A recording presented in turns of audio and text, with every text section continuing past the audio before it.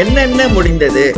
மீறுதலை தவிர்க்கிறதற்கும், பாவங்களை தொலைக்கிறதற்கும், அக்கிரமத்தை நிவர்த்தி பண்ணுகிறதற்கும், நித்திய நீதியை வருவிக்கிறதற்கும், தரிசனத்தையும் தீர்க்க தரிசனத்தையும் முத்திரிக்கிறதற்கும், மகாபரிசுத்தமுள்ளவரை அபிஷேகம் பண்ணுகிறதற்கும், உன் ஜனத்தின் மேலும் உன் பரிசுத்த நகரத்தின் மேலும் 70 வாரங்கள் செல்லும்படி குறிக்கப்பட்டிருக்கிறது. தானியேல் 9:24. அதன் பின்பு எல்லாம் முடிந்தது என்று இயேசு அறிந்து வேத வாக்கியம் நிறைவேறத்தக்கதாக தாகமாயிருக்கிறேன் என்றார். காடு நிறைந்த பாத்திரம் அங்கே வைக்கப்பட்டிருந்தது. அவர்கள் கடற்காளானை காடியிலே தோய்த்து ஈசோப்பு தண்டில் மாட்டி அவர் வாயினிடத்தில் நீட்டி கொடுத்தார்கள். இயேசு காடியை வாங்கின பின்பு முடிந்தது என்று சொல்லி தலையை சாய்த்து ஆவியை ஒப்புக் கொடுத்தார். யோவான் 19:28-30 வரை.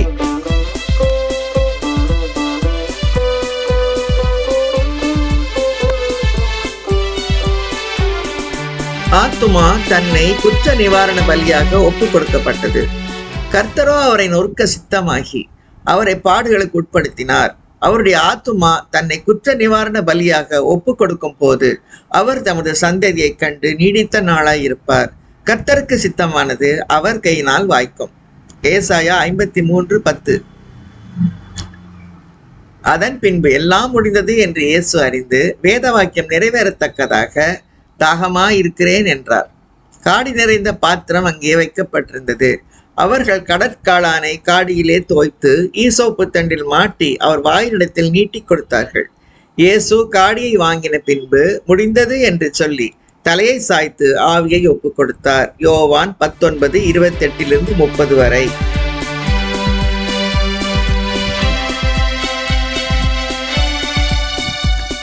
முடிந்தது.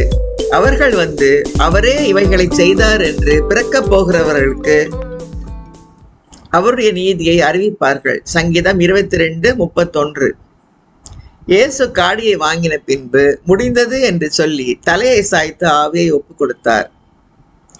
யோவான் 19:30. இயேசு கிறிஸ்துவனுடைய சரீரம் ஒரே தரம் பலியிடப்பட்டதினாலே அந்த சித்தத்தின்படி நாம் பரிசுத்தமாக்கப்பட்டிருக்கிறோம். அன்றியும் எந்த ஆசாரியனும் நாடோறும் ஆராதனை செய்கிறவனாயும் பாவங்களை ஒரு காலம் நிவர்த்தி செய்யக்கூடாத ஒரேவித பலிகளை அநேகந்தரம் செலுத்தி வருகிறவனாயும் இருப்பான். இவரோ பாவங்களுக்காக ஒரே பலியை செலுத்தி என்றென்றைக்கும் தேவனுடைய வலது பார்சத்தில் உட்கார்ந்து இனி தம்முடைய சத்துருக்களை தமது பாதப்படி ஆக்கி போடும் வரைக்கும் காத்து கொண்டிருக்கிறார். எபிரேயர் 10:10-12 வரை. ஏனெனில் பரிசுத்தமாக்கப்படுகிறவர்களை ஒரே பலியினாலே இவர் என்றென்றைக்கும் பூரணப்படுத்தி இருக்கிறார்.